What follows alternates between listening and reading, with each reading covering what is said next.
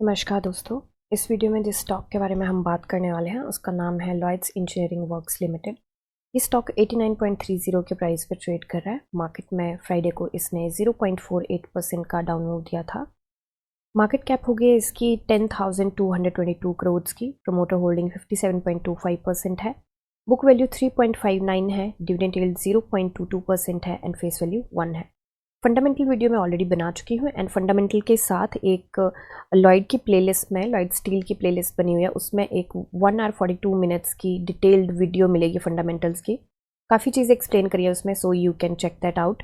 अभी के लिए शॉर्ट में देखे थे स्टॉक 50 एंड 200 दोनों डीएमए से ऊपर ट्रेड कर रहा है, जो कि एक अच्छी बात है। पी रेशियो की बात करें तो मीडियन से थोड़ी सी ऊपर है इस टाइम पे, 129.40 पे है। 1 मंथ पे देख लेते हैं तो मीडियन से थोड़ी सी ऊपर है, बट अगर पी कंसीडर करनी है, क्योंकि ये कंपनी जो है अभी ग्रोथ फेज में है, तो अगर पी कंसीडर कर रहे हैं तो पी के साथ हमें पैग भी कंसीडर करना पड़ेगा, which is growth adjusted PE ratio, PEG। तो आप ऑनलाइन भी देख सकते हैं, गूगल कर सकते हैं उसका फॉर्मूला एंड एवरीथिंग, तो उससे पता चल जाता है कि कितना सस्ता और महंगा हमें स्टॉक मिल रहा है। ओके, तो अभी सेल्स एंड मार्जिन देखते हैं। सेल्स एंड मार्जिन की बात करें तो ग्रॉस प्रॉफिट मार्जिन है तो डाइव डाउन किया है, 29.99 पे है। एंड 30th को इसका रिजल्ट, 30 जुलाई को इसका रिजल्ट आने वाला है एंड वी आर होपिंग कि रिजल्ट इस बार अच्छा आए। तो अभी के लिए तो लास्ट क्वार्टर में तो sales quarter on quarter decrease हुई थी, इस बार वी आर होपिंग कि रिजल्ट अच्छा आए थोड़ा। ओके, तो अभी चलते हैं इसके चार्ट पे। हम चार्ट पे देखिए, ये मैंने कुछ एनालिसिस करी है, थोड़ी सी चीज़ों को थोड़ा सा पैटर्न को रीड करने की कोशिश करी है। सबसे पहले तो हम करते हैं इसकी जो अभी जो हमारी कैंडल बनी है उसको देखते हैं, उसके बाद बाकी देखते हैं।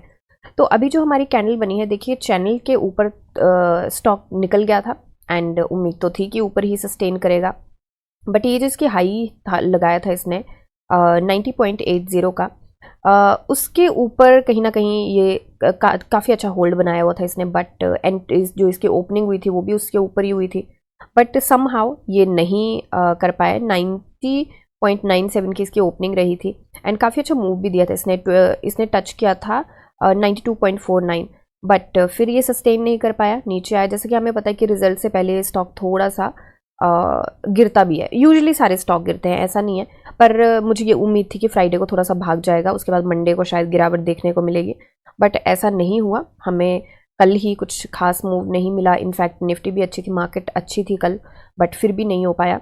बट एनीवे, तो अभी के लिए ये जो हम लेके चले थे कि यहाँ से रिवर्सल मिल सकता है अगर नीचे आए, हुआ भी वैसा ही, क्योंकि ये जो है इसका पुराना हाई था जो कि था 88.55 एंड वहीं से रिवर्सल लेके आया। इसने जो लो लगाया है वो 88.55 लगाया है, वहीं से रिवर्सल लेके आया है एंड क्लोजिंग इसने कहीं ना कहीं इसकी ओपनिंग के पास दिया, उससे नीचे ही दिया, उसके पास भी नहीं दिया, उससे नीचे दिया, बट ठीक है, यहाँ पे इतना कुछ डरने की बात नहीं है। मुझे लगता है कि अगर रिजल्ट अच्छा आएगा तो काफ़ी अच्छी ये रैली दे सकता है।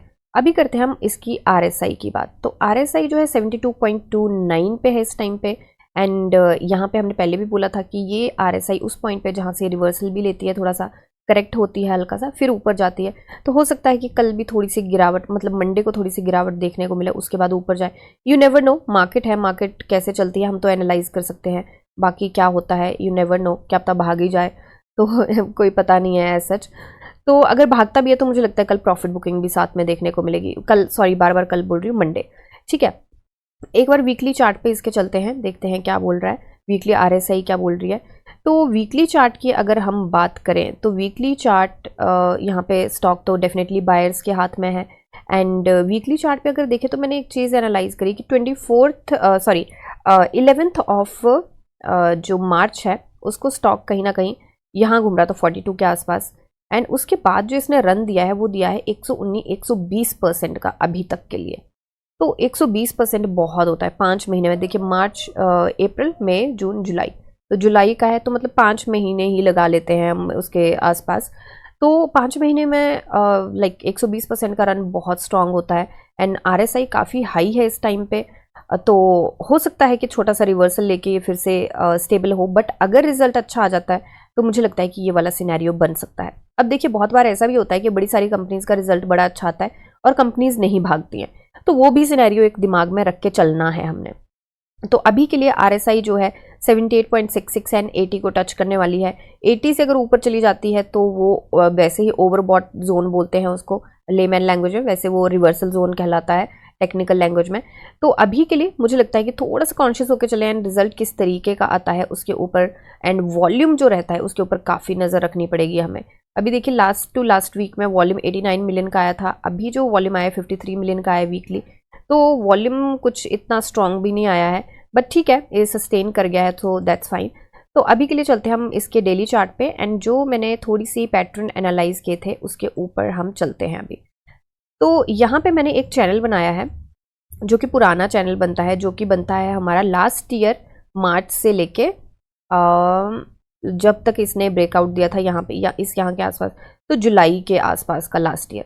तो कहीं ना वो ही माहौल यहाँ पे भी बनता हुआ दिखाई दे रहा है एंड यहाँ पे जैसे ही इसने ब्रेकआउट दिया था चैनल के पास से लेके चल रही हूँ मैं, तो इसने दिए थे 156% के मूव। और चैनल के बाहर की बात करें, क्योंकि हमारा स्टॉक इस टाइम चैनल के बाहर है, तो इसने लगभग 90% के आसपास के मूव दिए थे। तो अगर वही वाला पैटर्न हम यहाँ लेके चलें और 90% के आसपास के मूव दिए, उसके बाद थोड़ा सा इसने कंसोलिडेट किया था, जो हमें पता है कि 1 साल का लगभग कंसोलिडेशन जोन चल गया बीच में। तो अगर उस चीज़ को हम यहाँ पे लेके चलें, 90% का ही हम यहाँ पे लेके चलेंगे, तो यहाँ से अगर ये ब्रेकआउट देता है हमें, तो यहाँ से 90% कितना होता है हमारा, जस्ट अ सेकेंड, 90% 171 होता है। और 90% के मूव इसने कितने टाइम में दिए थे हमें, यहाँ से चालू हुआ था तो 12 जुलाई से लेके 7 अगस्त तक। एक बार इसको ना हम देख ही लेते हैं कि कितने ट्रेडिंग डेज बनते हैं ये वाले। तो यहाँ से ये चालू होता है कहीं ना कहीं और यहाँ तक आता है, तो 20 बार्स हैं, 28 डेज हैं एंड 20 ट्रेडिंग डेज हैं। तो 20 डेज में इसने काफ़ी अच्छा मूव दे दिया है एंड इसी के साथ हमारी RSI गायब होगी। लेट मी जस्ट एक बार उसको कर लेते हैं हम। तो ये है 70 वाली, इसको डिलीट करेंगे। ओके, तो इसी के मतलब अगर यही वाला पैटर्न ये यूज़ करता है, तो इसमें एक और चीज़ हमें ध्यान में देने वाली है कि अगर ये सेम पैटर्न यहाँ पे अप्लाई होता है तो ये थोड़ा सा ऊपर जाएगा, 100 के आसपास आएगा, जो हमने पहले भी बात करी थी कि 100 के आसपास आएगा। उसके बाद ये नीचे कंसोलिडेट होकर आएगा और फिर कहीं ना कहीं ये 90 के आसपास हमें देखने को मिलेगा, थोड़ा सा क्रॉल करेगा यहाँ पे, उसके बाद ये मूव देगा, जो कि यहाँ पे भी पैटर्न देखने को मिल सकता है। यहाँ पे मैं डिलीट करके आपको दिखा देती हूँ, ये देखिए इस एरिया को देखिए, तो यहाँ पे वही सेम पैटर्न हमें देखने को मिल रहा है। अगर यही रिपीट होता है और ये टारगेट्स हम लेके चले हैं, तो आई थिंक बड़े कम टाइम में हम ये देख सकते हैं। तो 20 डेज़ की अगर बात करें, तो अगर ये पैटर्न रिपीट होता है तो मुझे लगता है कि अगस्त के एंड तक ये हो सकता है कि 150 क्रॉस कर जाए। अब डिपेंड बड़ी सारी चीज़ों पे करता है, मार्केट की हालात कैसे हैं, देन रिजल्ट किस तरीके का आता है एंड बाकी तो आपको पता ही है कि भागना इसका थोड़ा सा पेंडिंग में नहीं बोल सकते। वैसे इस स्टॉक से ना हमें बड़ी ज़्यादा सारी उम्मीदें हो गई हैं। अदरवाइज अगर देखा जाए तो 5 महीने में 100% के रिटर्न कोई माड़े नहीं है, बहुत ज़्यादा अच्छे हैं आई थिंक। तो अभी के लिए इसको थोड़ा सा हम जूम कर लेते हैं अभी। तो ये जो टारगेट है हम यहाँ पे लेके चले हैं एंड ये मंथ के एंड के लेके चली, क्योंकि मैं पैटर्न वही रीड किया है। तो ये वाले टारगेट मैं मंथ के एंड के लेके चली हूँ। यहाँ के इस मंथ के एंड के जो कि हमें 3 ट्रेडिंग डेज बचे हैं, उस मंथ के एंड के हम 100 लेके चले हैं, अभी भी वो इंटैक्ट रख रहे हैं। एंड ये वाले टारगेट जो है वो लेके चल रहे हैं हम कि अगस्त के एंड के 30 अगस्त के वाले टारगेट लेके चल रहे हैं। तो लेट्स सी क्या बनता है इसमें। वैसे मैं सारी चीज़ें रिजल्ट आने के बाद करने वाली थी, बट आई थॉट कि वाई नॉट, क्योंकि वीकेंड पे लोगों के पास टाइम भी होता है, लोग देखते भी हैं, तो मुझे लगा कि ये इन्फॉर्मेशन थोड़ी वैलिड भी है वीकेंड पे बतानी। तो अभी के लिए चलते हैं एक बार BSE पे। तो BSE पे हम देख सकते हैं प्राइस बैंड इसका 20% का है एंड 2 न्यूज़ आई है, उनको देख लेते हैं। सो बेसिकली AGM मीटिंग में जो डिसीजन लिए गए हैं वो सारे यहाँ पे हैं। तो यहाँ पे बताया है कि कौन कौन होल टाइम डायरेक्टर है, कौन चेयरमैन है, किसकी रीअपॉइंटमेंट हुई है, कौन इंडिपेंडेंट डायरेक्टर है, वो आप खुद भी देख सकते हैं यहाँ पे। जैसे इंडिपेंडेंट डायरेक्टर है मिस्टर देवीदास कामले जी, इनके बारे में काफ़ी मैंने डिटेल में भी बताया था कि कैसे कैसे इन्होंने लॉयड मेटल में कितना अच्छा काम किया है, ना भी ये लॉयड इंजीनियरिंग वर्क्स लिमिटेड में आए हैं। तो ये आप देख सकते हैं एंड रेस्ट यहाँ पे बताया कि ऑर्डिनरी बिजनेस क्या क्या लिया गया है, बात की है, स्पेशल जो बिजनेस है उसके बारे में क्या क्या बात करी है। तो इतनी कोई बहुत इमीडिएट और अर्जेंट इन्फॉर्मेशन नहीं है, कोई थोड़ी पुरानी सी इन्फॉर्मेशन है जो चलती आ रही है काफ़ी टाइम से, जिसकी न्यूज़ हम डिस्कस कर चुके हैं काफ़ी बार। तो कोई ऐसी न्यूज़ नहीं है जो इसके प्राइस के अप या डाउन मूव में किसी तरीके की मदद करेगी, बट एक न्यूज़ में ज़रूर यहाँ पे न्यूज़ क्या है, वो एनालिसिस काइंड ऑफ है, वो ज़रूर साझा करना चाहती हूँ कि जो यहाँ पे हुआ था ना कि 1200 करोड़ का जो है वो रेज कर रहे हैं, what you call that, fund raise कर रहे हैं 1200 करोड़ का। तो अगर इनका रिजल्ट अच्छा नहीं होता, ये मेरी पर्सनल एनालिसिस है, अब पता नहीं है कितना सच होगा कितना नहीं होगा, बट मुझे लगता है कि अगर ये इनका रिजल्ट अच्छा नहीं होता तो ये रेज करने का अभी नहीं सोचते। तो मुझे लग रहा है कि इस बार का रिजल्ट काफ़ी अच्छा आने वाला है एंड आई थिंक ये रैली भी देने वाला है। तो इसकी वजह से भी ये फंड रेज कर रहे हैं एंड ऑफ कोर्स काम हो रहा है कंपनी में, तो ये फंड रेज कर रहे हैं। तो ये हम पहले डिस्कस कर चुके हैं, जो हमारी पुरानी वीडियो थी उसमें हम डिस्कस कर चुके हैं। तो अभी के लिए अगर हम देखें तो ये वाले तो मंथ के एंड के टारगेट तो हमारे इंटैक्ट हैं अभी भी, एंड इसको रीच करने के लिए जस्ट अ सेकेंड, ये थोड़ा सा रिवाइज हमें करना पड़ेगा। तो अभी 11% के आसपास था, तो अभी मुझे लगता है 12% के आसपास रहेगा। जस्ट से तो अभी देख लेते हैं हम कितने परसेंट रहता है हमें। तो यहाँ पे तो 11.5% के आसपास के हमें मूव की ज़रूरत है यहाँ से, जो हमें मतलब 12% का लेके चलते हैं कि हमें 3 दिन में ये अचीव करना है। अब देखते हैं क्योंकि कल जो है, सॉरी 2 दिन छुट्टियां हैं, तो आज 27, 28, 29 को मंडे है एंड 30th को जो है वो ट्यूसडे है। 30th को रिजल्ट आने वाला है, तो लेट्स सी मंडे को क्या होता है, एंड ट्यूसडे को तो रिजल्ट आने वाला है, तो उस दिन भी पता नहीं क्या रहेगा। तो थोड़ा सा मुझे डामाडोल भी लग रहा है ये वाला सिनेरियो कि अगर स्टॉक गिरता है, जो कि यूजुअली देखने को मिलता है कि रिजल्ट आने से पहले स्टॉक थोड़ा सा नीचे जाते हैं, तो अगर गिरता है तो एक अलग बात है। बट जैसे कि 1200 करोड़ के रेज करने की, फंड रेज की ये न्यूज़ है एंड लोग बुलिश भी हैं स्टॉक पे, तो हो सकता है कि भाग भी जाए।